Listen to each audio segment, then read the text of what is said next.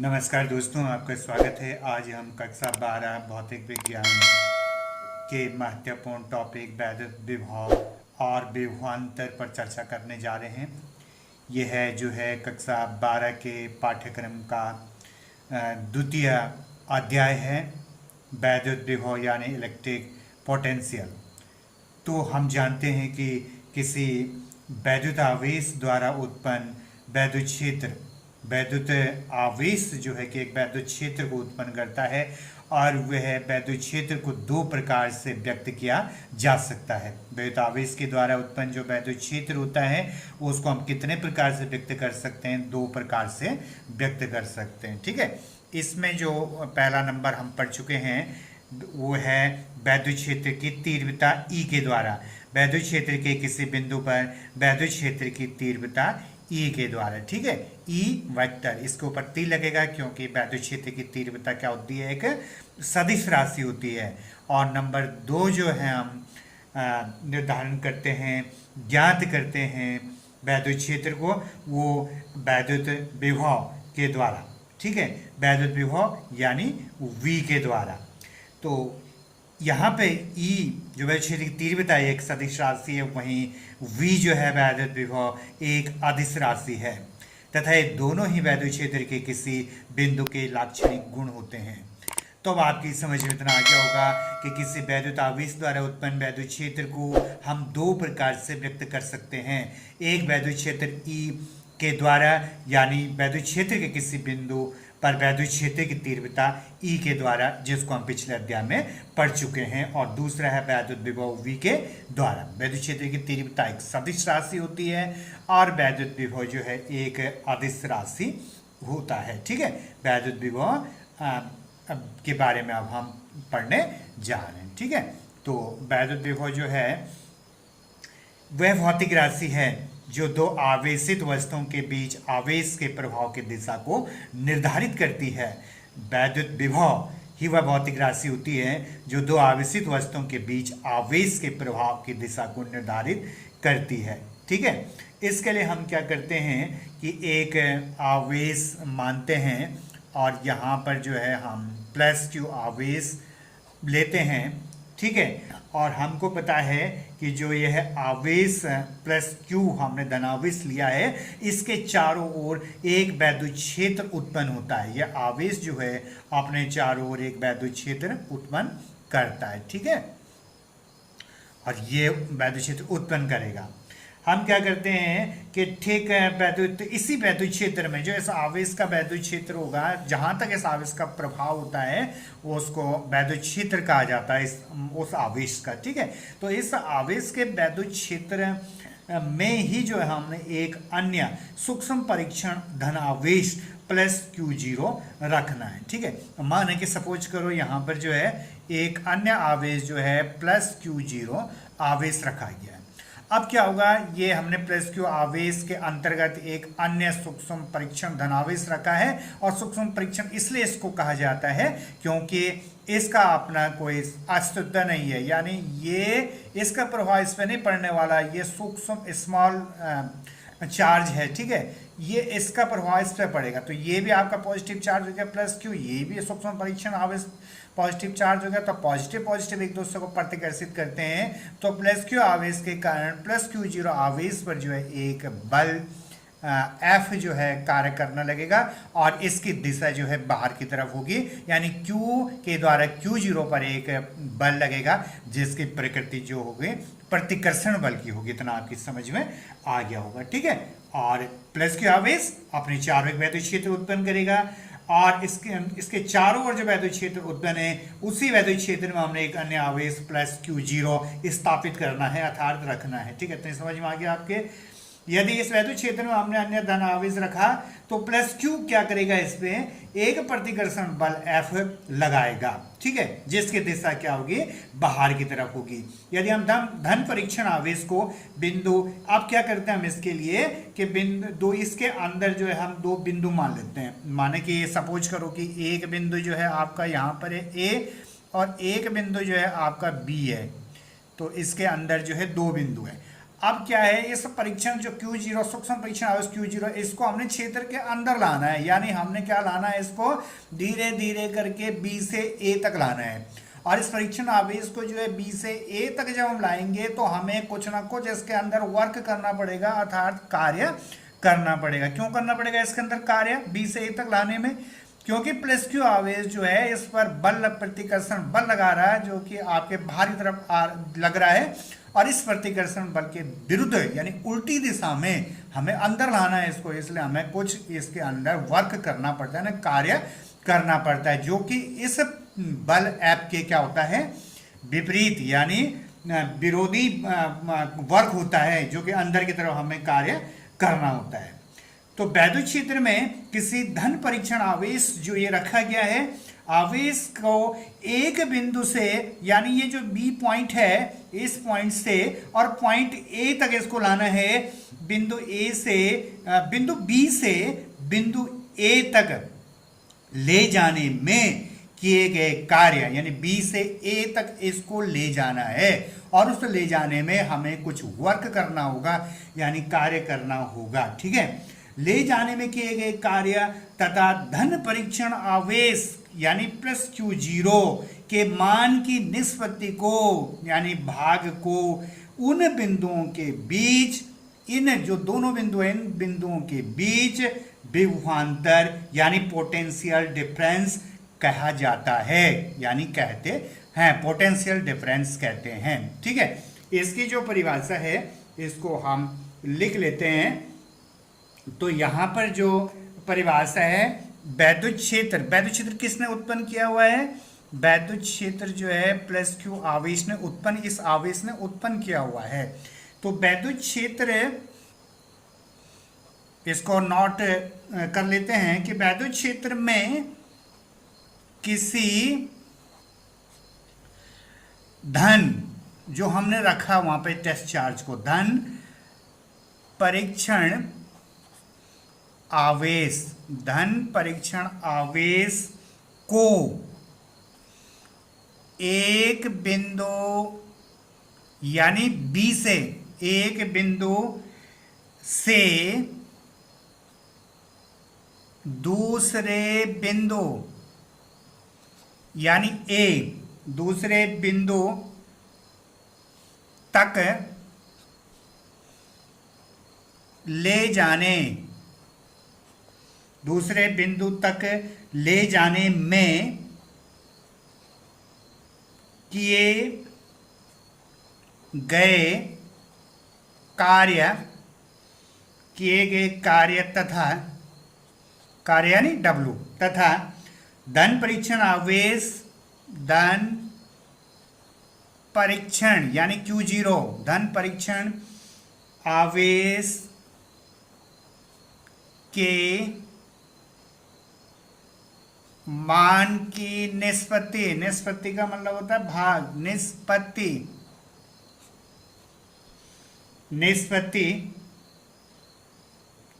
को उन दोनों बिंदुओं के बीच, उन दोनों बिंदुओं के बीच, उन दोनों बिंदुओं के बीच विभवांतर, विभवांतर कहते हैं। पोटेंशियल डिफरेंस यानी अंतर, बी से ए तक ले जाने में जो कार्य करना पड़ता है, और इस परीक्षण आवेश की निष्पत्ति को हम उन दोनों बिंदुओं के बीच विभवांतर कहते हैं, विभव में अंतर कहते हैं। ठीक है, तो माना कि आपका जो परीक्षण आवेश Q0 है उसको बिंदु B से A तक हमने ले जाना है, और ले जाने में कार्य हमको W करना पड़ेगा, तो बिंदुओं A व B के बीच विभवांतर, तो आगे लिख लेते हैं इसको, बिंदु A व B के बीच विभवांतर, बिंदु A व B के बीच विभवांतर, ये हो जाएगा आपका VA। ए जो है यहाँ आपका विभव, यहाँ जो प्लस क्यू आवेश का वैद्युत क्षेत्र जो इसका प्रभाव अधिक बढ़ने वाला है और ये दूरी बढ़ रही है तो उसका प्रभाव यहाँ कम पड़ेगा, इसलिए हम V B minus U A नहीं करेंगे बल्कि बड़े से छोटा घटाएंगे, यानी V A minus V B, और दोनों बिंदुओं के बीच किया गया जो कार्य है और धन परीक्षण आवेश प्लस क्यू जीरो के मान की निष्पत्ति को हम वैद्युत विभवांतर कहते हैं। अर्थात ए व बी के बीच विभवांतर V A minus V B बराबर डब्लू बटे क्यू जीरो, डब्लू बटे क्यू जीरो, ये वैद्युत विभवांतर का क्या हो गया, सूत्र हो गया है। ठीक है, तो यहाँ पर जो है धन परीक्षण आवेश को बिंदु बी से बिंदु ए तक लाने में बाह्यकर्ता को वैद्युत बल के विरुद्ध कार्य करना पड़ा। बाह्यकर्ता का मतलब क्या होता है, स्वयं कर्ता, हमने जो कार्य किया।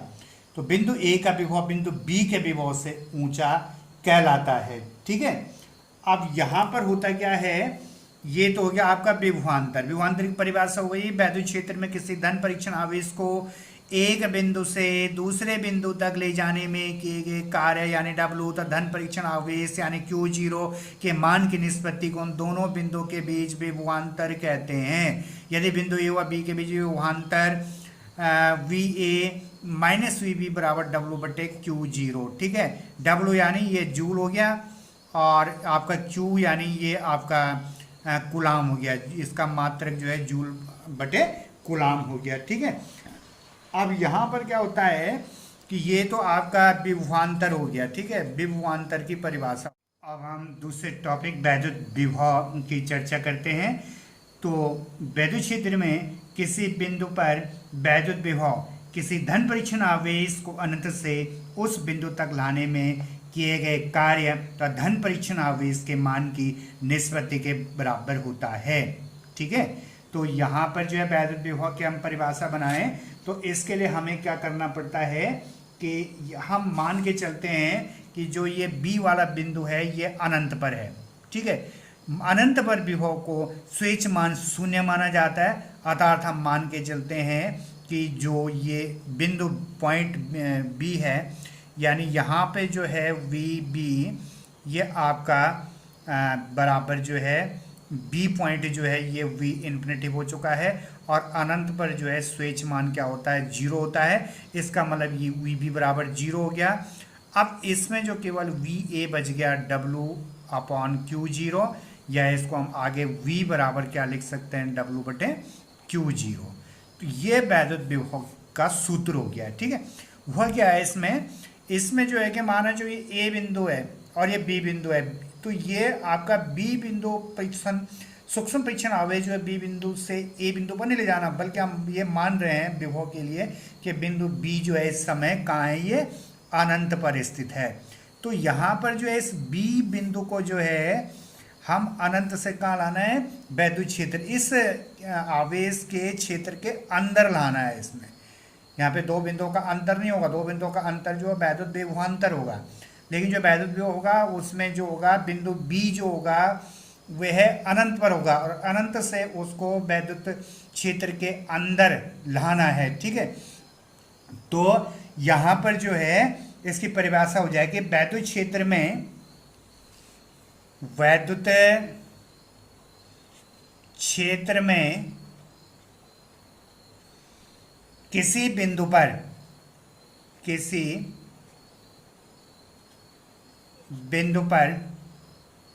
वैद्युत विभव किसी बिंदु पर वैद्युत विभव किसी बिंदु पर वैद्युत विभव किसी धन परीक्षण आवेश को किसी धन परीक्षण आवेश को अनंत से, देखो यहाँ पे जो है धन परीक्षण आवेश जो क्यू जीरो है वो बी पर स्थित न होकर के कहाँ है, अनंत पर है। अनंत से वैद्युत क्षेत्र तक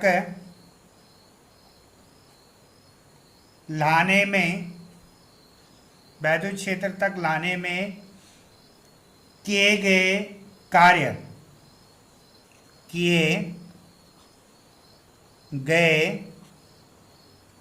कार्य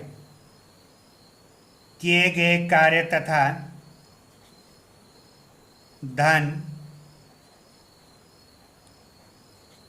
परीक्षण आवेश के मान की निष्पत्ति के बराबर होता है। ये इसकी परिभाषा हो गई है, ठीक है, वैद्युत विभव की।